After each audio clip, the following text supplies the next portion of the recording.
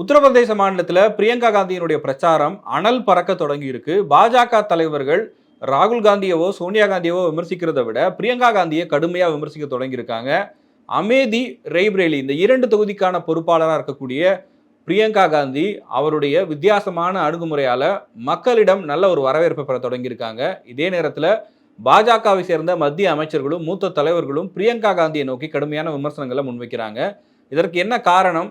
வட இந்தியாவில் குறிப்பாக உத்தரப்பிரதேச மாநிலத்தில் தேர்தல் அரசியல் எப்படி இருக்கு, பிரியங்கா காந்தியினுடைய பிரச்சாரம் மக்களிடையே எந்த அளவுக்கு வரவேற்பு பெற்றிருக்கு அப்படிங்கிறத இந்த வீடியோவில் பார்க்கலாம்.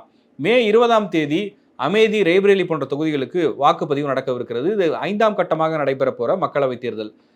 அமேதி தொகுதியை பொறுத்த வரைக்கும் ராகுல் காந்தி போட்டியிடுவார்னு எல்லோரும் எதிர்பார்த்த தொகுதி. ஆனால் இந்த முறை அந்த தொகுதியில் காங்கிரஸ் கட்சியை சேர்ந்த கிஷோரிலால் சர்மா அப்படிங்கிறவர் வேட்பாளராக அறிவிச்சிருக்கிறாங்க. இதற்கு பாஜகவின் வேட்பாளராக அமேதி தொகுதியில் போட்டியிடக்கூடிய மத்திய அமைச்சர் ஸ்மிருதி இரானி என்ன சொன்னாங்க அப்படின்னு எல்லாருக்குமே தெரிஞ்ச விஷயம்தான். ராகுல் காந்தி இந்த தொகுதியிலிருந்து பயந்து ஓடிட்டாரு, இந்த முறை என்னை எதிர்த்து போட்டிட்டா தோத்துருவோங்கிறதுனால தான் அவர் ரெய்பரேலி தொகுதிக்கு போயிட்டாரு அப்படிங்கிற விமர்சனங்களை ஸ்மிருதி இரானியும் பாஜகவை சேர்ந்த தலைவர்களும் தொடர்ந்து முன் வச்சுக்கிட்டே இருக்காங்க. ஆனால் இந்த முறை பிரியங்கா காந்தி அந்த தொகுதிக்கான பொறுப்பாளராக நியமிக்கப்பட்டதிலிருந்து அங்கே ஒரு பாசிட்டிவான வைப் தொடங்கி இருக்கிறது. காங்கிரஸ் கட்சிக்கு சாதகமான ஒரு மனநிலை அங்கே மக்களிடம் உருவாகி இருப்பதாகவும் வட இந்திய ஊடகங்களிலேயே செய்திகள் வெளியாகி இருக்கு. ஸ்மிருதி இரானி இப்போ புதுசாக ஒரு ஆயுதத்தை கையில் எடுத்திருக்காங்க. இதற்கு முன்பு வரை ராகுல் காந்தி தான் தனக்கு அங்கே போட்டி, ராகுல் காந்தியை எதிர்த்து நான் போட்டியிடுவேன், அவரை வீழ்த்துவேன்னு சொல்லிட்டு இருந்தவங்க அந்த தொகுதியில் காங்கிரஸ் கட்சியை சேர்ந்த வேறொரு தலைவர் போட்டியிடுவதனால அவங்க கேம்பெயினுக்கான முக்கியத்துவம் உணர்ந்திருப்பதா சொல்றாங்க. அதனால இப்போ என்ன பேச தொடங்கியிருக்காங்க அப்படின்னா, அமேதி தொகுதியை பொறுத்த வரைக்கும் என்னுடைய போட்டி பிரியங்கா காந்தியோடு தான். ராகுல் காந்தியாவது என்னோடு நேரடியாக மோதினார், ஆனால் பிரியங்கா காந்தி பின்னால் இருந்து ஒளிந்து கொண்டு என்னோடு மோதுகிறார், அதனால அவரை எதிர்த்து தான் நான் போட்டிடுறதா கருதுறேன்னு ஒரு நியூஸ் சேனலுக்கு கொடுத்த பேட்டியில சொல்லியிருக்காங்க. 2014லையும் ராகுல் காந்தி இங்கே ஜெயிச்சதற்கான காரணம் அவர் கிடையாது, அவருக்கு இருந்த செல்வாக்கு கிடையாது.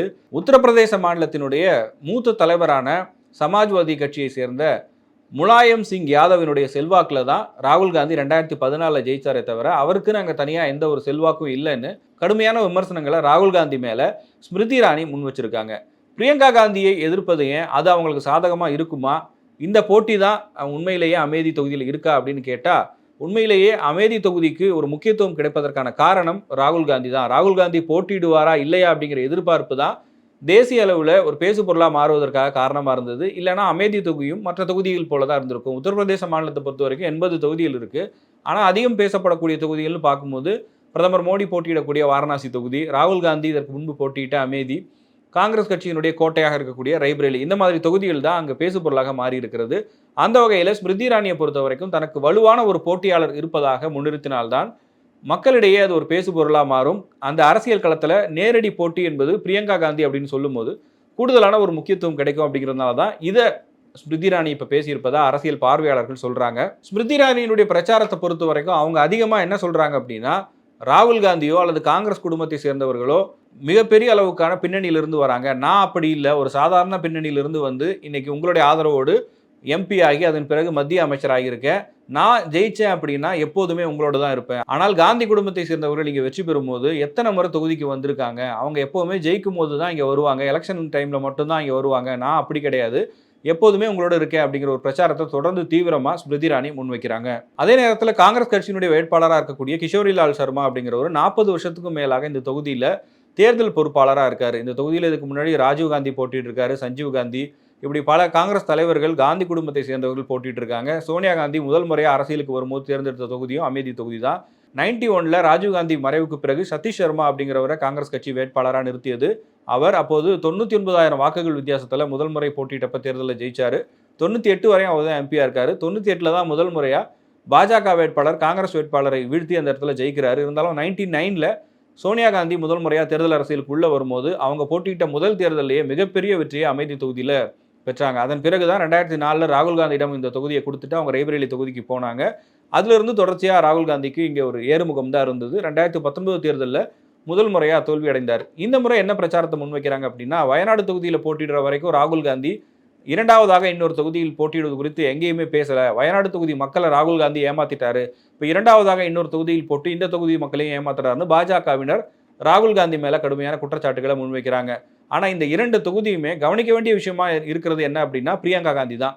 பிரியங்கா காந்தி இந்த தொகுதிகளில் வழக்கமாக பொதுக்கூட்டங்கள் மாதிரி அதிகமாக நடத்துகிறாங்க அப்படிங்கிறத தாண்டி தெருமுனை கூட்டங்கள் அதிகமாக நடத்த தொடங்கியிருக்காங்க. இந்த தெருமுனை கூட்டங்களில் பாஜகவுக்கு எதிரான பிரச்சாரங்களை பிரியங்கா காந்தி மிக வலிமையாக மக்களிடம் கொண்டு போய் சேர்ப்பது தான் இந்த தொகுதியை காங்கிரஸுக்கு சாதகமான ஒரு தொகுதியாக மாற்றிருக்குன்னு சொல்கிறாங்க.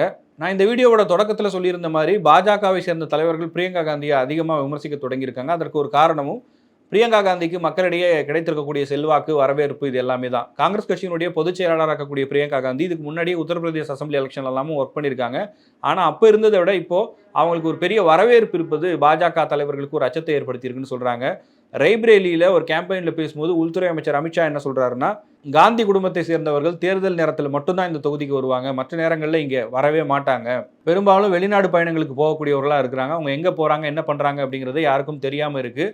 சோனியா காந்திக்காவது உடல்நிலை சரியில்லை, அதற்காக அவங்க சிகிச்சை இந்த மாதிரி விஷயங்களுக்கு போகிறாங்க. ராகுல் காந்தியும் பிரியங்கா காந்தியும் தேர்தல் நேரம் தவிர்த்து மற்ற நேரங்களில் எங்கே போகிறாங்க, இந்த தொகுதி பக்கம் வராங்களா, இந்த தொகுதியில் ஏதாவது ஒரு பிரச்சனைனா எட்டி பார்க்குறாங்களா, இந்த தொகுதியினுடைய வளர்ச்சி என்ன அப்படின்னு சொல்லி வழக்கமாக ஒரு எதிர்க்கட்சி மீது என்னென்ன விமர்சனங்கள் வைப்பாங்களோ அந்த மாதிரி கடுமையான விமர்சனங்களை முன் வச்சிருக்காரு. அதே நேரத்தில் பிரியங்கா காந்தியை ஒரு டார்கெட் பண்ணி பேசியிருக்காரு.